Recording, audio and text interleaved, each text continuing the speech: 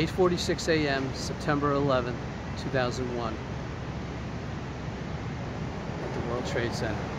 Where were you that day?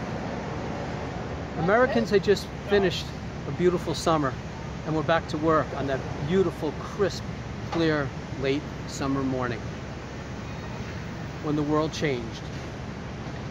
I was here that day. My name is Joe Connor, and I'm friends with Ann Shockett from the American Federation of Republican Women, the president and the former president of the New York branch. I commuted through the Trade Center that morning and watched the planes, watched the explosions from my office as almost 3,000 of our fellow Americans died, including my cousin, Steve Schlag. I saw people jumping.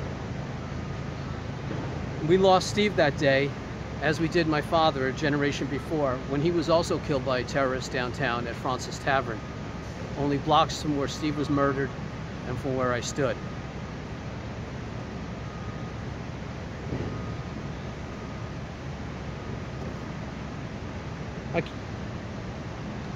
When terrorists crashed American Airlines Flight 11 and United Flight 175 into the Trade Center, they crashed our lives as we knew it.